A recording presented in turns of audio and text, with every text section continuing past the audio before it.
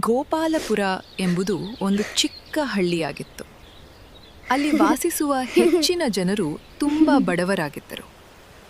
ಅದೇ ಹಳ್ಳಿಯ ಒಂದು ಮಣ್ಣಿನ ಗುಡಿಸಲಿನಲ್ಲಿ ಚಂದನ್ ತನ್ನ ತಾಯಿಯೊಂದಿಗೆ ವಾಸಿಸುತ್ತಿದ್ದನು. ಚಂದನನ ಮನೆಯ ಪರಿಸ್ಥಿತಿ ತುಂಬಾ ದಯನೀಯವಾಗಿತ್ತು. ಮನೆಯ ಖರ್ಚು ಸಾಗಿಸಲು ಅವನ ತಾಯಿ ಪ್ರತಿದಿನ ಇತರರ ಹೊಲಗಳಲ್ಲಿ ಕೂಲಿ ಕೆಲಸ ಮಾಡಬೇಕಾಗುತ್ತಿತ್ತು. ಚಂದನ್ ಓದಿನಲ್ಲಿ ತುಂಬಾ ಬುದ್ಧಿವಂತನಾಗಿದ್ದ. ದೊಡ್ಡ ವ್ಯಕ್ತಿಯಾಗಬೇಕು ಎಂಬ ಕನಸು ಅವನದ್ದಾಗಿತ್ತು. ಆದರೆ ಬಡತನದ ಕಾರಣದಿಂದ ಅವನು ಓದನ್ನು ಬಿಟ್ಟು ಕೆಲಸಕ್ಕೆ ಹೋಗಬೇಕಾಯಿತು. ಒಂದು ದಿನ ಅವನು ದುಃಖದಿಂದ ತಾಯಿಗೆ ಹೇಳಿದ, ಅಮ್ಮ, ನಾನಿನ್ನೆಷ್ಟು ದಿನ ನಿನ್ನನ್ನು ಇತರರ ಹೊಲದಲ್ಲಿ ಕಷ್ಟಪಟ್ಟು ಕೆಲಸ ಮಾಡುವುದನ್ನು ನೋಡಬೇಕು? ನಾನು ಒಬ್ಬ ವಿಫಲ ಮಗನಂತೆ ಅನಿಸುತ್ತಿದೆ. ನಾನು ಏನಾದರೂ ದೊಡ್ಡ ಸಾಧನೆ ಮಾಡಬೇಕು.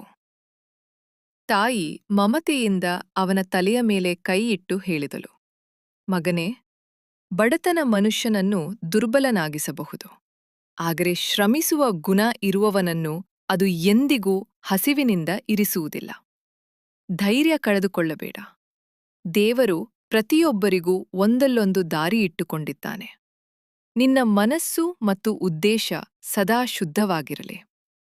ಅಷ್ಟರಲ್ಲಿ ಹಳ್ಳಿಯ ಬೀದಿಯಲ್ಲಿ ಹಳೆಯ ಸೈಕಲ್ನ ಗಂಟೆ ಮೊಳಗಿತು. ಅದು ಚಂದನನ ಬಾಲ್ಯದ ಸ್ನೇಹಿತ ರಾಕೇಶ್. ಅವನು ಈಗಷ್ಟೇ ನಗರದಿಂದ ಹಿಂದಿರುಗಿದ್ದನು. ಅವನ ಕಣ್ಣಲ್ಲಿ ಹೊಸ ಕನಸುಗಳು ಮಿನುಗುತ್ತಿದ್ದವು. ಚಂದನನ ಮುಖದಲ್ಲಿದ್ದ ದುಃಖವನ್ನು ನೋಡಿ ರಾಕೇಶ್ ಕೇಳಿದನು, ಓಯ್ ಚಂದನ್, ಮತ್ತೆ ಅದೇ ಒಡೆದ ಗೋಡೆಯನ್ನೇ ನೋಡ್ತಾ ಕುಳ್ತಿದ್ಯಾ? ನಾನು ಇಂದು ನಗರಕ್ಕೆ ಹೋಗಿದ್ದೆ. ಅಲ್ಲಿನ ಜೀವನವೇ ಬೇರೆ. ಜನರು ಹೊಸ ಹೊಸ ತಿಂಡಿಗಳಿಗೆ ಹಣವನ್ನು ನೀರಿನಂತೆ ಖರ್ಚು ಮಾಡುತ್ತಿದ್ದಾರೆ. ಅವನು ಮುಂದುವರೆಸಿದ, ಅಲ್ಲಿ ನಾನು ಚಿಲ್ಲಿ ಪೊಟೇಟೊ ಅನ್ನೋ ಒಂದು ತಿಂಡಿ ನೋಡಿದೆ.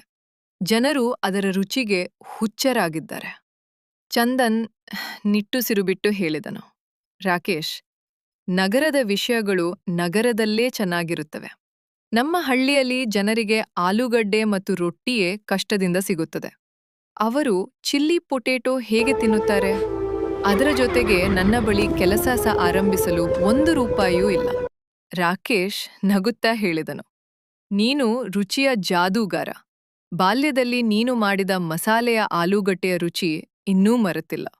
ನೀನು ನಿನ್ನ ವಿಶೇಷ ಮಸಾಲೆ ಮತ್ತು ಚಟ್ನಿಯನ್ನು ಸೇರಿಸಿದರೆ ನಮ್ಮ ಹಳ್ಳಿ ಮಾತ್ರವಲ್ಲ, ಇಡೀ ಜಿಲ್ಲೆ ನಿನ್ನ ಹಿಂದೆ ಬರುತ್ತದೆ. ಹಣದ ಬಗ್ಗೆ ಚಿಂತಿಸಬೇಡ. ಅದರ ವ್ಯವಸ್ಥೆಯನ್ನು ನಾನು ಮಾಡುತ್ತೇನೆ. ನೀನು ನನ್ನ ಜೊತೆ ನಿಲ್ಲುವುದಾಗಿ ಮಾತು ಕೊಡು. ಚಂದನ್ ಸ್ನೇಹಿತನ ಮಾತಿಗೆ ಒಪ್ಪಿಕೊಂಡನು. ಮರುದಿನ ಇಬ್ಬರೂ ಹಳ್ಳಿಯ ಸಾಹುಕಾರ ಧನಿರಾಮನ ಮನೆಗೆ ಹೋದರು. ರಾಕೇಶ್ ಗೌರವದಿಂದ ಹೇಳಿದನು, ಸಾಹುಕಾರರೇ, ನಮಗೆ ಚಿಕ್ಕ ವ್ಯಾಪಾರ ಆರಂಭಿಸಬೇಕು. ಅದಕ್ಕಾಗಿ 5,000 ರೂಪಾಯಿ ಸಾಲ ಬೇಕಾಗಿದೆ.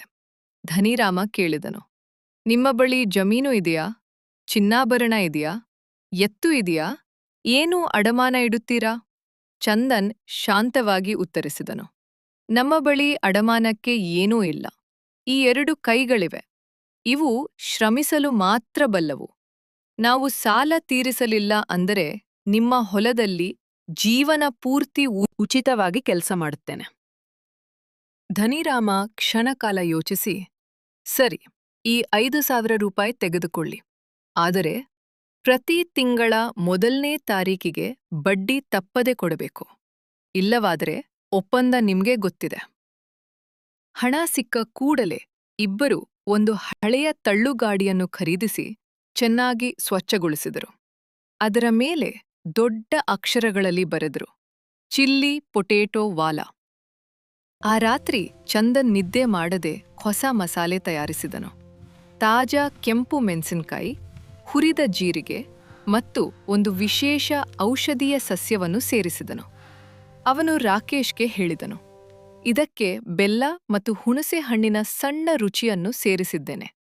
ಇದರಿಂದ ಖಾರ ಮತ್ತು ಸಿಹಿ ಎರಡೂ ಸಮತೋಲನವಾಗುತ್ತವೆ.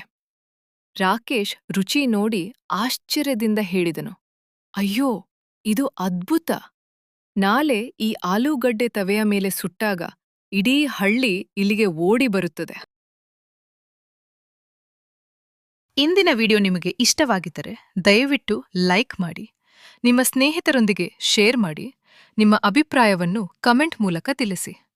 ಇಂತಹ ಇನ್ನಷ್ಟು ಆಸಕ್ತಿದಾಯಕ ಕನ್ನಡ ವಿಡಿಯೋಗಳಿಗಾಗಿ ನಮ್ಮ ಚಾನೆಲ್ ಅನ್ನು ಸಬ್ಸ್ಕ್ರೈಬ್ ಮಾಡಿ.